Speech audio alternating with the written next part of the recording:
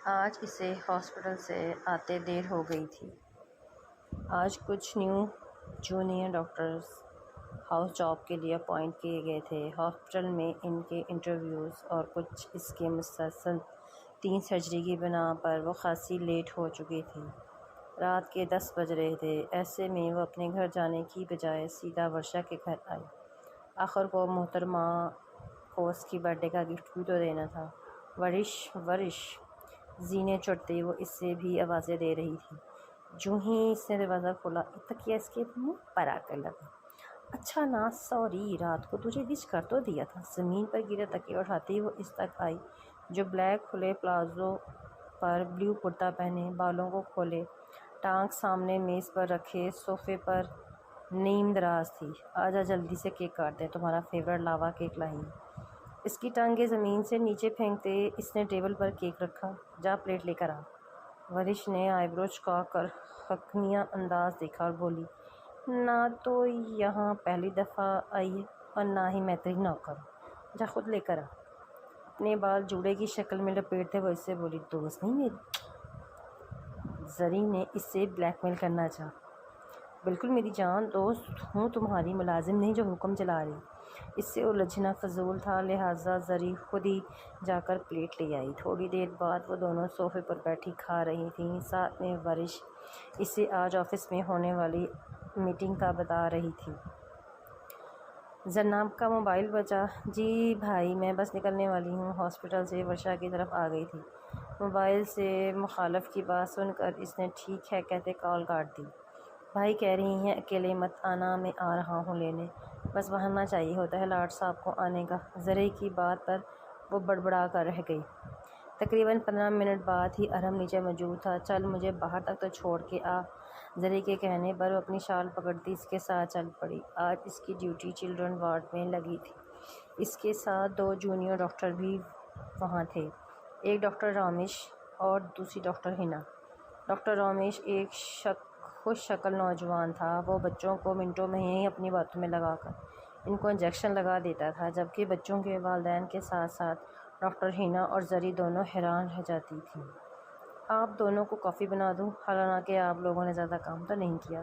Lunch break میں staff room میں بیٹھے رامیش ان دونوں سے بولا۔ وہ اپنے لیے وہاں موجود الیکٹرک کیٹل سے کافی بنانے والا تھا۔ نہیں، میں جوس لوں گی۔ زری کے انکار پر وہ کندھے جھکاتا ایک کپ ڈاکٹر ہنا کو پکڑا گیا۔ Thank you Ramesh. ہنا اور رامیش ایک ہی میڈیکل کالج سے ڈگری لے کر آئے تھے اور ساتھ ہی خالہ زاد بھی تھے۔ تھینک یو کی کوئی ضرورت نہیں، کل تم کافی بناؤ گی اور پرسوں میں۔ رامیش کی تجویز پر وہ منہ بنا کر کافی پینے لگی۔ جوس کے سپ لیتی زری ان دونوں کو دیکھ رہی تھی۔ ان دونوں کا لازمی کوئی چکر چل رہا ہونا ہے۔ وہ ان دونوں کو دیکھتی اپنی ہی سوچوں میں مصروف۔ یہ سوچ آتے اس نے پہلے سامنے کرسی پر بیٹھے رامیش کا جائزہ لیا۔ گرے پر وائٹ شرٹ پہنے اور اس پر سفید ہی ڈاکٹروں والا کوٹ پہنے تھا۔ بائیں ہاتھ میں بلیک ڈائل والی گھڑی بھی موجود تھی۔ اب زری اس کے چہرے کا جائزہ لینے لگی۔ صاف رنگت پر چھوٹی سیاہ آنکھیں جنہیں بغیر فریم کے چشمے کے پیچھے چھپایا گیا تھا۔ چہرے پر موجود ہلکی داڑھی اس کی وجاہت میں اضافہ کر رہی تھی۔ بلا شبہ وہ ایک خوبصورت مرد تھا۔ اب زری نے ذرا سی گردن موڑ کر ساتھ بیٹھی ہنا کا جائزہ لیا۔ ہلکے پیلے رنگ کی شلوار قمیض پر سفید بٹا لیے بالوں کو جوڑے میں باندھے سابری رنگت والی ہنا زری کو اتنی خوبصورت نہ لگی۔ وہ پیاری ہے لیکن اتنی نہیں کہ رامیش کے ساتھ اچھی لگے۔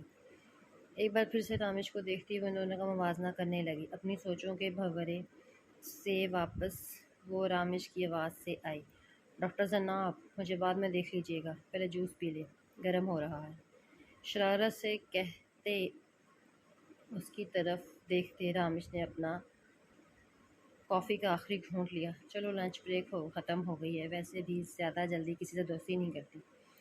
اور مسکرانا تو شاید اس نے سیکھا ہی نہیں تھا، اس لیے سخت لہجے میں کہتی وہ جا چکی تھی۔ دن سست روی سے گزر رہے تھے۔ ورش اپنی بوتیک میں مصروف۔ ارحم کی پوسٹنگ پنڈی ہوئے 1 مہینہ گزر چکا تھا۔ اسلام آباد سے پنڈی زیادہ دور نہیں تھا، لیکن وہ اپنے گھر رہنے کی بجائے گورنمنٹ کے دیے گئے گھر میں رہتا تھا۔ زرعی ہاسپٹل میں خوش اسلوبی سے کام انجام دے رہی تھی۔ اس ایک مہینے میں اس کی 3 دفعہ ڈیوٹی ڈاکٹر رامش کے ساتھ لگی تھی، اور ان تینوں دفعہ زرعی یہ سوچنے پر مجبور ہو گئی تھی وہ شخص اتنا کیسے بول سکتا ہے۔ ایک تو وہ بلا کا ڈھیر تھا، اگر زرعی اس کو چپ ہونے کا کہہ دیتی تو وہ چڑھانے کے لیے مزید بولتا۔ ٹھیک ہے انسان بولے، لیکن وہ تو بے سر و پیر گفتگو کرتا تھا۔ لیکن جو بھی تھا، زرعی یہ بات تسلیم کر کی تھی، جن دنوں اس کی ڈیوٹی ڈاکٹر رامش کے ساتھ لگتی تھی وہ سارا دن بور نہیں ہوتی تھی، اور اکثر اس کے بے تاثر چہرے پر مسکراہٹ کی بھی جھلک دکھلا جاتی تھی۔ آج سنڈے تھا، اس لیے ورش اور زری نے آج کا دن ساتھ گزارنے کا فیصلہ کیا۔ اس وقت ورش اور زری کے گھر کے لانچ میں بیٹھے تھے۔ بہت دن ہو گئے ٹی وی میں ایس پی صاحب کا کوئی کارنامہ نہیں آیا۔ ہاں، آج کل بھائی نعیم لغاری کا کیس دیکھ رہی ہیں۔ نعیم لغاری کون؟ مشہور بزنس مین جن کا امپورٹ ایکسپورٹ کا بزنس ہے۔ ہاں وہی، لیکن وہ ایک نامور شخصیت ہے۔ وہ کون سا ان لیگل کام کرتے ہیں جو ایس پی صاحب ان کے پیچھے پڑ گئے ہیں؟ یار وہ ہیروئن اسمگلنگ کرتا ہے بھائی، بہت ٹائم سے اس کے پیچھے پڑے ہیں، لیکن وہ شاطر بندہ ہے، ہر بار بچ جاتا ہے۔ جب بھی اس کے اڈے پر ریڈ ڈلنے لگتے ہیں تو وہ سب سے پہلے اپنا سامان کہیں اور چھپا دیتا ہے۔ بھائی بھی بہت پریشان ہے۔ زری کی تفصیل پر وہ بس آنکھیں گھما کر رہ گئی۔ نعیم لغاری کی ایک بیٹی تھی، تمازر لغاری۔ اس کی اور ورش کی بہت اچھی دوستی تھی۔ تمازر اپنے زیادہ تر ڈریسز ورش کی بوتیک سے لیتی تھی، جس کی بنا پر ان کی دوستی ہو گئی تھی۔ ورش نے یہ بات زری کو نہ بتائی کہ یہ اتنی اہم بات نہیں ہے، لیکن وہ نہیں جانتی تھی کہ مستقبل میں اس کی معمولی بات اس کے لیے کسی طوفان کا باعث بننے والی ہے۔ ویسے ورش تو بہت بے حس ہے، اچھی طرح جانتی ہے میرا بھائی تجھے پسند کرتا ہے، اور تو ہے کہ ایسے انجان بنتی جیسے کچھ پتہ ہی نہیں ہے تجھے۔ میرے بھائی کے سچے جذبات کی کوئی قدر نہیں ہے۔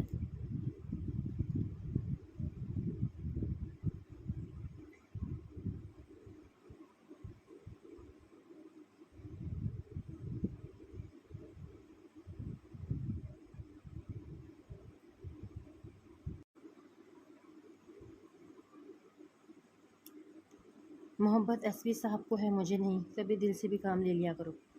اپنے دل سے پوچھ کر دیکھو، وہاں بھی میرے بھائی کے خالص جذبوں کا ساتھ دے گا۔ دل کی نہیں سننی چاہیے۔ ایک بار دل کی سن لو تو اگلی دفعہ وہ سر چڑھ کر بولنے لگتا ہے۔ دل کی بات مان کر انسان خوار ہوتا ہے، اس لیے تم نے ہمیشہ دماغ کی سنی۔ ہاں، اور دیکھ لو، دماغ کی سن کر ہی آج خوش ہوں۔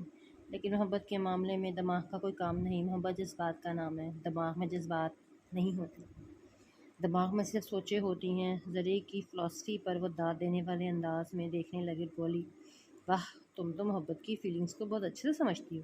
سچ بتاؤ، محبت تو نہیں ہو گئی؟ ضروری نہیں جو شخص محبت کے بارے میں بات کرے وہ سازتے خود کس سے محبت کرتا ہو۔ زری کی بات پر وہ خاموش رہی تو زری بولی اچھا یہ بتا، اب آگے کا کیا پلان ہے؟ ماما مجھ سے پوچھ رہی تھیں کہ اب تو ڈاکٹر بھی بن گئی ہے، اب شادی کر لو۔ ہاں تو ٹھیک کہہ رہی ہیں نا آنٹی، کر لے شادی۔ نہیں نا، پہلے تو شادی کر پھر میں بھی کر لوں گی۔ نہیں، پہلے تیری شادی ہوگی۔ ورش کے اتنے یقین سے کہنے پر وہ حیران ہوئی اور بولی تجھے اتنا یقین کیوں ہے؟ کیونکہ مجھے آثار نظر نہیں آ رہے۔ تیرا بھائی مجھ سے بات کرے گا۔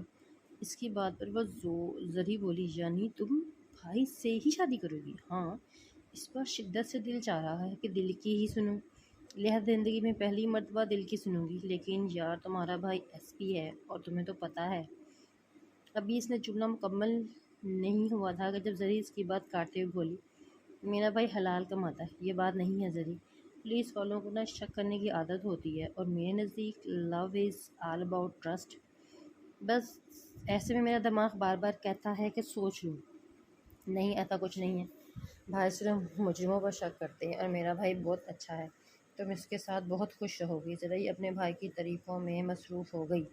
وہ صبح سے ہی ہر کسی کو مٹھائی کھاتے ہوئے دیکھ رہی تھی۔ لنچ بریک میں جب وہ اسٹاف روم میں داخل ہوئی تو رامش گود میں مٹھائی کا ڈبہ رکھے ایک ہاتھ سے مٹھائی کھا رہا تھا، اور دوسرے ہاتھ سے وہاں موجود ہر آنے جانے والے ڈاکٹر اور اسٹاف کو مٹھائی پکڑا رہا تھا۔ آئیے ڈاکٹر جناب، آپ بھی میٹھا کھائیں، یہ گلاب جامن۔ اس کی طرف بڑھاتے ہوئے مصروف سے انداز میں بولا، کس خوشی میں اس کے ہاتھ سے گلاب جامن لیتے ہوئے پوچھا، ارے آپ کو نہیں پتا ڈاکٹر ہنا کی شادی ہونے والی ہے؟ کیا؟ زرعی کو تو حیرت کا جھٹکا ہی لگا تھا، کیونکہ وہ سمجھتی تھی رامیش ہنا کو پسند کرتا ہے، لیکن اب ہنا کی شادی ہو رہی ہے۔ او ہو ڈاکٹر، ڈاکٹر ہنا کی 2 ہفتے بعد شادی ہے اور آپ نے بھی شادی پر آنا ہے۔ جی ڈاکٹر، آپ آئیں گی تو مجھے خوشی ہوگی۔ ابھی زرعی انکار کرنے ہی والی تھی کہ جب ڈاکٹر ہنا بھی بول پڑی۔ اوکے، ٹشو سے ہاتھ صاف کرتے زرعی نے حامی بھری۔ اس کے مثبت جواب پر ایک شخص کی آنکھوں میں چمک آئی تھی، اور وہ کوئی اور نہیں رامیش تھا۔ شرافت سے اندر لے کر آ گاڑی۔ زرعی اپنی گاڑی کا شیشہ نیچے کرتے ورش سے بولی۔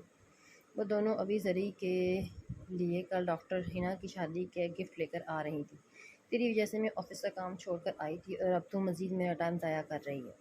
آج ہم ماما نے کوفتے بنائے ہیں۔ اس کی پسندیدہ چیز کی آفر کراتے زرعی گاڑی اندر بھگا لے گئی، لیکن یہ بات صرف وہی جانتی تھی کہ کوفتے تو محض بہانہ ہے، اصل مقصد تو کچھ اور تھا۔ ناچارہ ورشا بھی گاڑی پورچ میں لے آئی۔ اس کا بالکل دل نہیں تھا کہ اندر جانے کا، لیکن اب سوال کوفتوں کا بھی تو تھا۔ یہ تم فضول میں ایسی حرکت کرتی ہو؟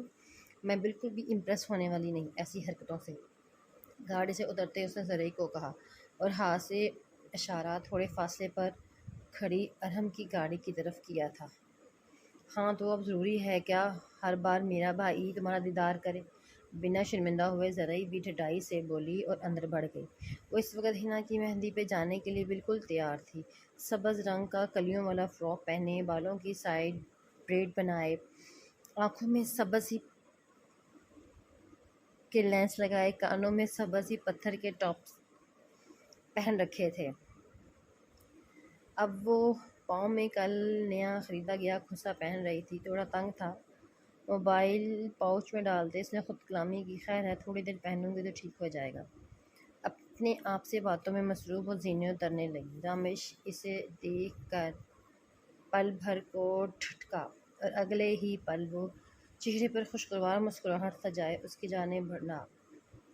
السلام علیکم ڈاکٹر۔ اس کے پاس جا کر سلام کیا، جو تھوڑا سا نیچے جھکی اپنے پاؤں اٹھائے کھسا ٹھیک کر رہی تھی۔ وعلیکم السلام۔ سیدھے ہوتے اس سے دیکھا، جو سیاہ شلوار قمیص پر خاکی رنگ کی چادر گلے میں ڈالے بغیر فریم کا چشمہ لگائے بال سلیقے سے بنانے کی بجائے ماتھے پر بکھرے تھے۔ وہ آج معمول سے ہٹ کر زیادہ خوبرو لگا، اور کیوں لگا اس بات سے وہ خود بھی انجان تھی۔ زرعی نے لاشعوری طور پر اپنی نگاہیں اس پر سے ہٹائیں۔ آئیے آپ کو ہنا کے پاس لے چلوں۔ اس کی تقلید میں وہ قدم اٹھانے لگی اور وہ ہنا کے کمروں میں آ پہنچی۔